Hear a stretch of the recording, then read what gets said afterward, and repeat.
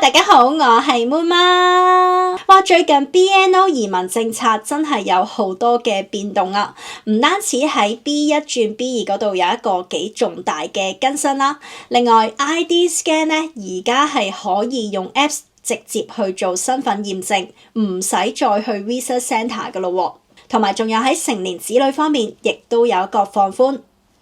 咁我知道有好多朋友聽完之後咧，心目中都有好多疑問啦。例如就係呢啲新嘅安排，究竟適唔適用於自己咧？喺嚟緊嗰個申請程序上面會唔會有變咧？嗱，咁呢啲咁專業嘅嘢就梗係由專業人士解答會更加好啦。所以咧，今次我就揾咗我嘅老朋友 Wilson 上嚟，佢咧會同大家詳細咁樣去拆解今次 BNO 移民政策嘅一啲最新改動嘅，希望幫到大家解答到最關心嘅問題啦。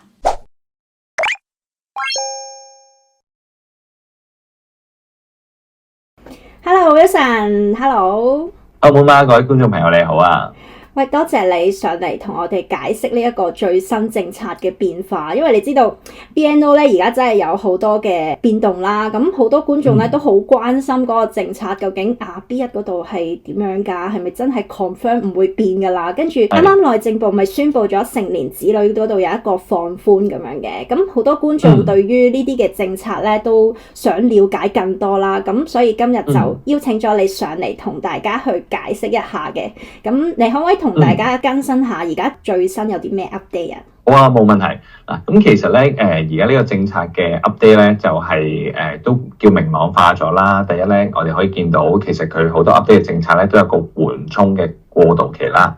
第二啦，就係譬如啱啱講過 B1 同埋 B2 呢一個咧，其實就唔會影響個 BNO 簽證嘅持有人啦。咁關於成年子女嘅放寬咧，其實佢喺4月8就會正式生效㗎啦，咁樣同埋 biometric 即係嗰個上簽證中心影相打手指模嘅動作，亦都可以 update 埋啊，咁樣。我知道你係咪準備咗一個 PowerPoint 可以同大家分享翻入面嗰個 details 同埋細節㗎？係啊，我準備一個 PowerPoint，咁大家咧就會清楚見到未來細節嘅變化㗎啦。好啊，咁我而家將個時間交俾你啦，唔該晒你啊 Wilson。我係。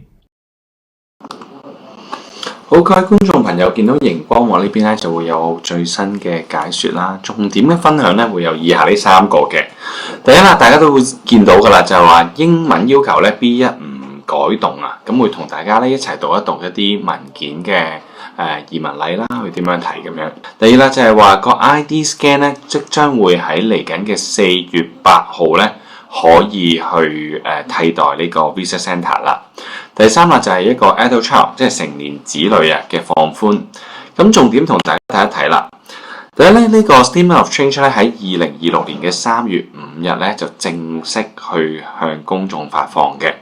咁其中咧對於香港人比較大影響咧就係啱啱講嗰3個更改啦。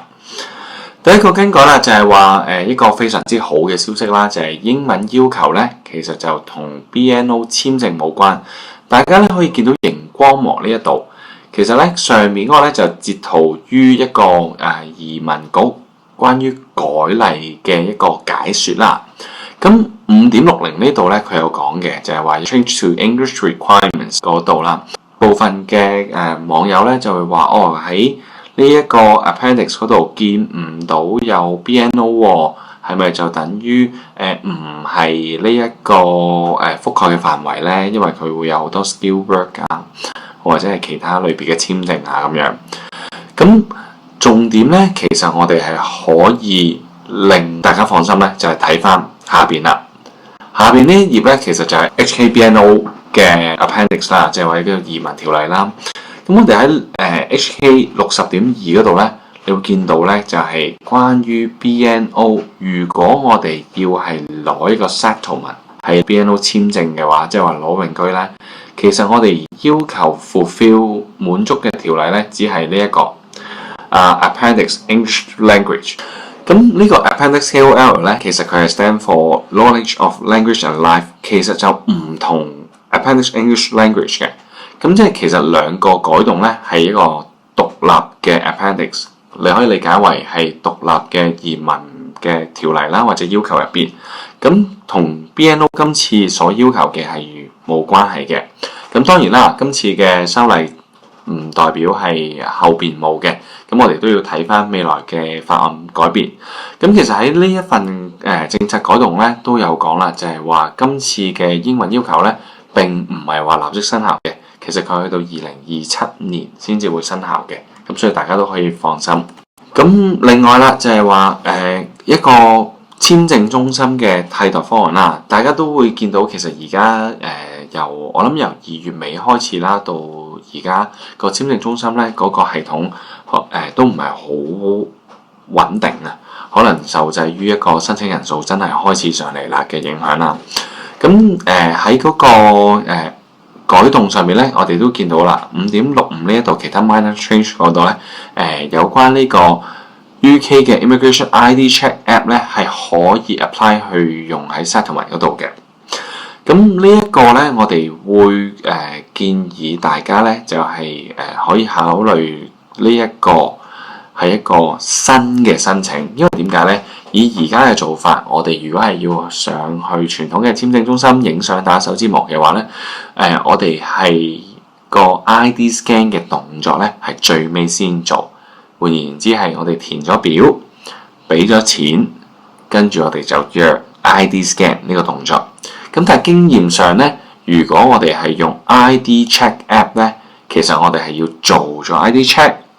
先至會有表可以去填嘅。咁所以啦，如果係要做呢個動作咧，基本上係要重新填嗰份表。咁而家未開放啦，都係一個推論俾大家參考。咁第二樣嘢啦，就係話雖然而家個 Visa Centre 個 app 係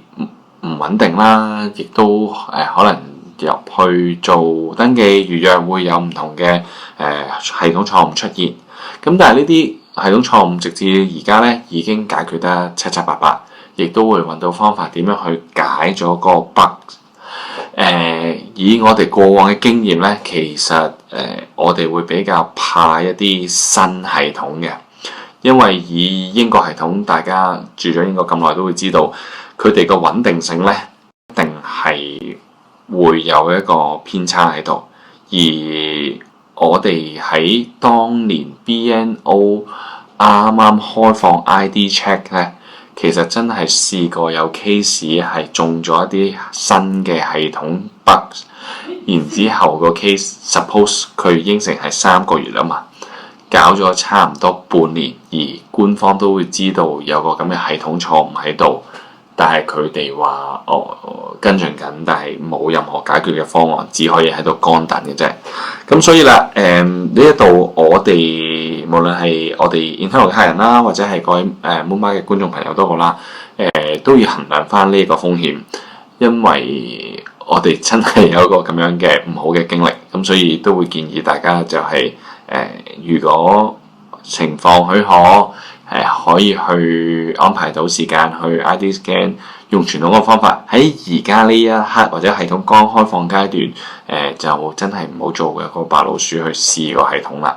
因為冇受報嘅，係啦。咁第二樣嘢啦，就係話喺開放咗呢一個ID scan 嘅方案之後咧，其實佢個 submission date 咧就會由個付款同埋個 upload 個日期開始計，就唔係再影相打手指模嗰個時間去計嘅。咁所以明白嘅，呢一度咧，以而家簽證中心預約嘅時間啦，一般免費嘅 centre 咧就會約喺3個禮拜左右或之後啦。咁如果係一啲收費嘅，可能係3至到1日之後啦咁樣。咁無疑時間上喺免費嘅情況嚟講係快咗差唔多2-3個禮拜。咁但係我哋都會建議大家係觀望多一陣先，睇下係咪真係新系統係順利冇錯誤出到簽證，否則嘅話咧，我哋用舊嗰個方案可能就會更加快。呢個係我哋嘅少少意見。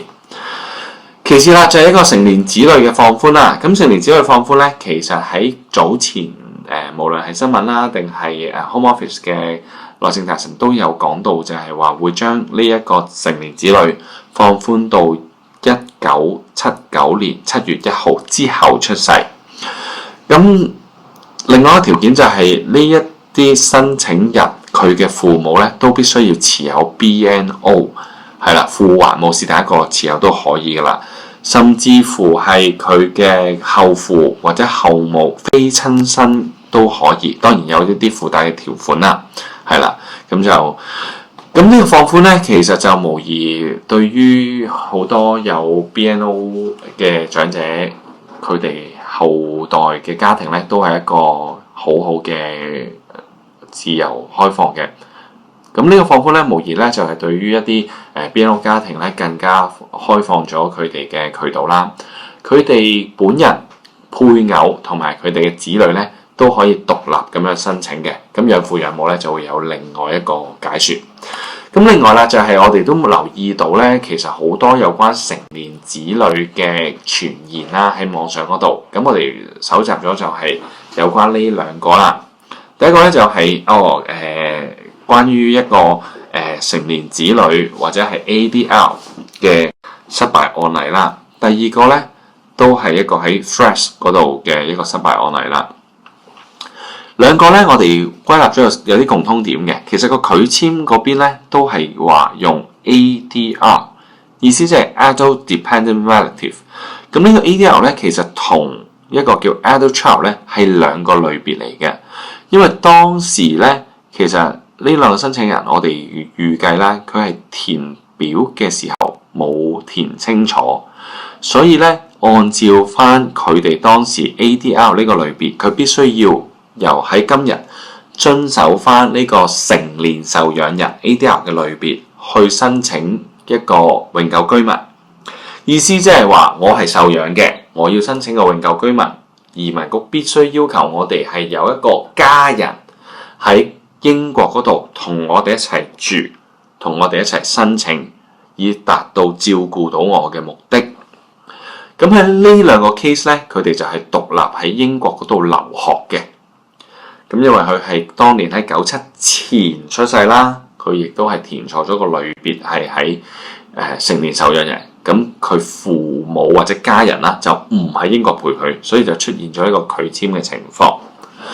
如果你有呢一個唔肯定咧，其實可以喺一個你嘅 BNO 簽證嘅 application form 嗰度睇翻清楚，你當時填係究竟係一個子女嘅身份啦，定係一個 adult dependent relative 一個成年受養人嘅身份。咁如果你話我唔知份 form 喺邊度咧，其實你係可以問翻 Home Office 攞翻個 SAR Subject Access Request 攞翻份 form 睇下你當其時係點樣填嘅。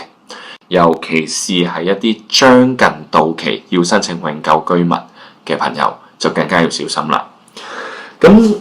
因為呢個 case 咧，其實就都幾 case by case 啦。咁所以話後邊有冇啲乜嘢要跟進或者係點樣咧？我哋都可能要透過呢個 channel 入邊嘅一啲連結，再揾我哋嘅顧問。咁我哋 case by case 睇翻你嘅申請情況、家庭情況，再俾翻相對應嘅 advice， 睇下會唔會可以幫到手啦。